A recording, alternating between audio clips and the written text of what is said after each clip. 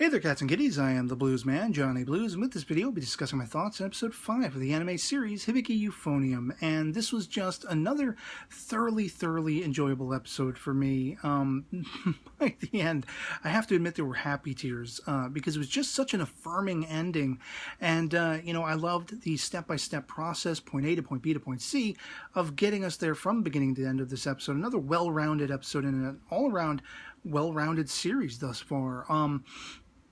And it's kind of odd saying that because I felt like the beginning of this episode gave us sort of a little bit of a off-kilter sense of humor in that Kumiko and the rest of her school are going through annual physicals, and she's kind of going through that whole typical anime spurt, if you will, of, being self-conscious and comparing her own sort of physicality to the more well-endowed female classmates that share her class and her band and everything like that. And only through a sense of misery loves company, looking at the really, not endowed at all fellow classmates and friends, Midori and Hoozuki, is she able to sort of table that concern. And I was just really glad this wasn't the primary focus of this episode, that it wasn't all going to be sort of this off-kilter humor, which, I say off-kilter just because I haven't seen much of that in this series thus far, so it didn't feel like it was meshing well with the rest of the way the episodes have been going. And like I say, when we get to the actual crux of this episode, it was just awesome. That being Sunrise Festival or Sunfest, and we know that, Taki-sensei has been putting them through the ringer since we last caught up with them, testing and training and practicing and all that kind of stuff. And when the sort of field of the school became available, I guess because of the tremendous heat, it's hot as hell basically, when all the girls and guys are out practicing in their particular running suits or whatever it is, because we find out they're going to be doing a march. It was just interesting to see that they began sort of, getting the march down, the beat of the march without the instruments, and then they would conversely do it again with the instruments. And you had some of the class, actually actively asking Taki-sensei, can we actually go longer? Because we know that, time on this field is pretty much up. By, that point in the episode. This was the last day they could go, and he's like, okay, a half an hour longer. If you got to go home, though, go ahead. And so I love that there's an emphasis in this episode that the success that we last saw in the previous episode is still a through line, that basically all of these kids, they're feeling empowered. And like Kumiko basically says in her narration, it's gone from, we can't really achieve to if we try hard enough. And that's exactly what I want to hear. That's exactly, it gets my juices pumping, realizing that the students realize this, as somebody who experienced that whole band aesthetic in real life as well. There's a certain satisfaction you get when you achieve something. And I love that that achievement isn't lost on these kids. And, for those who really hold some level of importance in it, like Kumiko, well, not so much Kumiko, but her friends, Kasaka definitely, and everything like that. I love that there is that empowerment.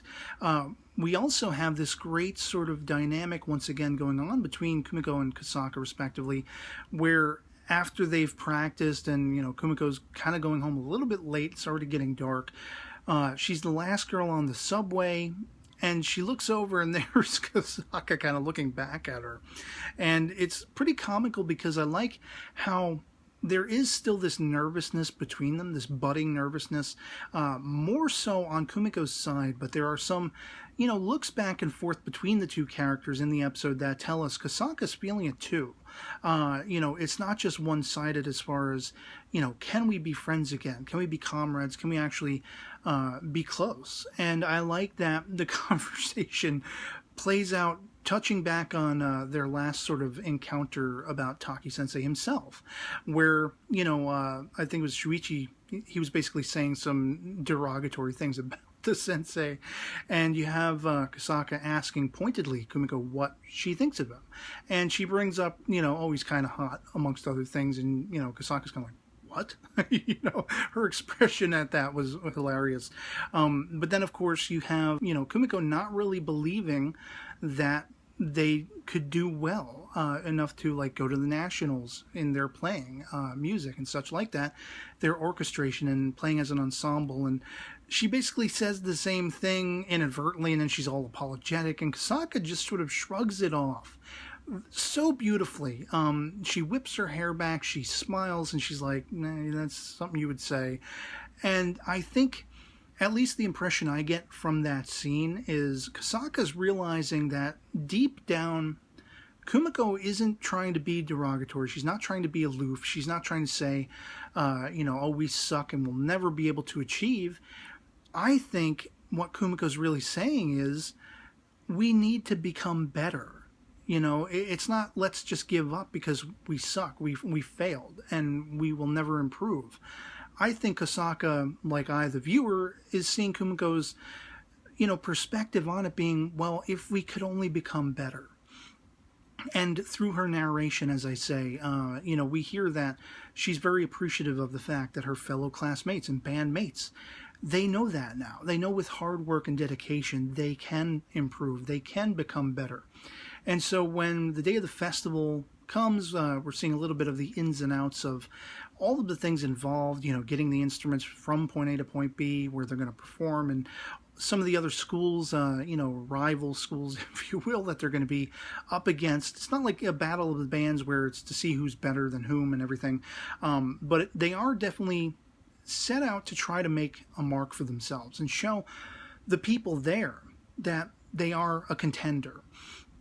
And that is something that they really, when they hear these other schools playing and everything, and there was a brief moment where Kumiko had seen a former friend of hers, and, she's taking account of how much she loves and appreciates her new scenario, basically telling this old friend, I wanted to start fresh. I wanted to be somewhere where not everybody knew me.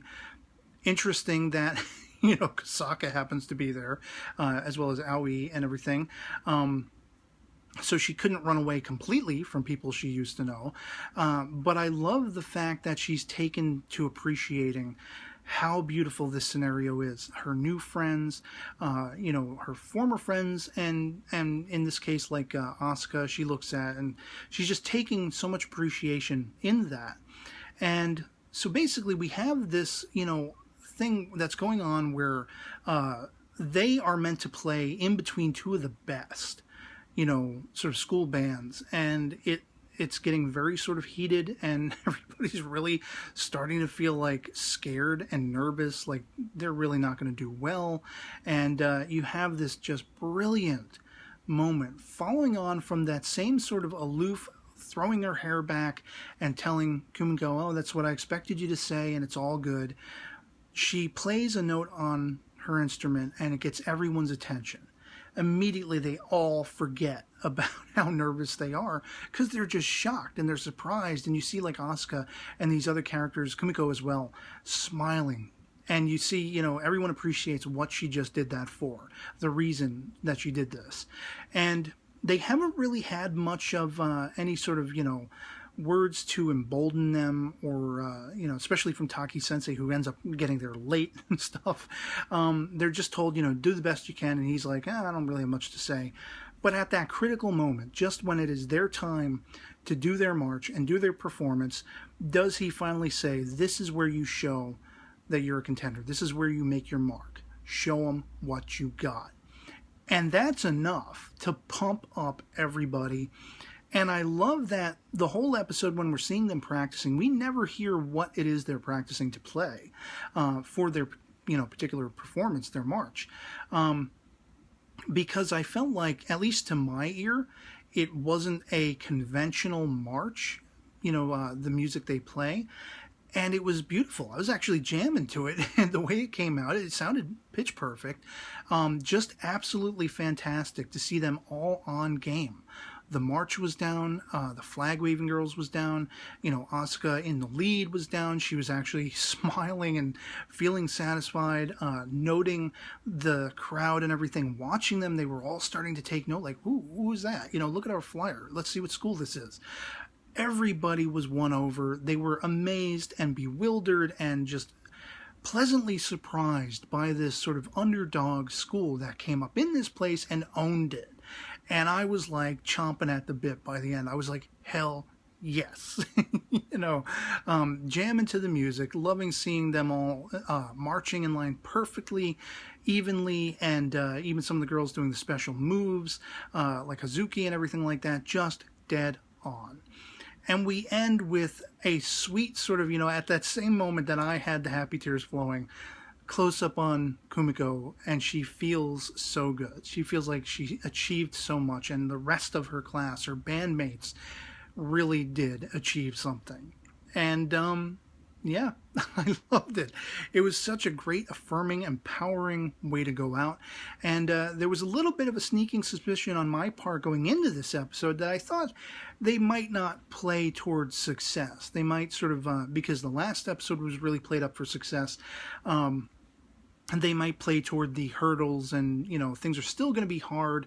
I think that'll probably be one of the next steps to come, where they dial it back, and they have another big event that they have to build up toward, and they're not going to win every step of the way. Maybe there'll be some derision amongst the ranks of the bandmates or something. There might be something that befalls them that seems to whip or rather rip the carpet out from under them. But I think it was just a really well-placed, affirming ending for them to have succeeded the way they did in their march.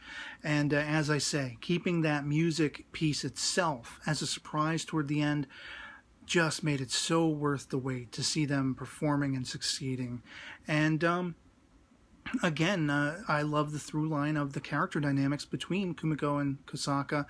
And it's kind of solidifying that end credits sequence where they are the four characters who are shown emphasis on, and I speculated early on that surely they will be coming together, Midori and Hoozuki kind of being the new girls on the block, and Kumiko being friends with them, and they know how much the dynamic and the friendship that was there between Kumiko and Kosaka matters to Kumiko, and we're seeing in this episode that it does matter to a point to Kosaka as well. And I love that. Because I love these characters, and I want to see them getting along. I want to see them succeeding, and it was just a great episode. I mean, I could ramble on and on, just singing this episode's praises, but that's enough for me on this. So I'd love to hear from you guys in the comments below what you thought of episode 5 of Hibike Euphonium if you've seen it. If not, dedicate some time to checking out this series because it is one that should be seen. It's just awesome, in my humble opinion. And so yeah, otherwise that'll be pretty much it for me on this. I hope this video finds you well, and I'll catch you all later. Peace.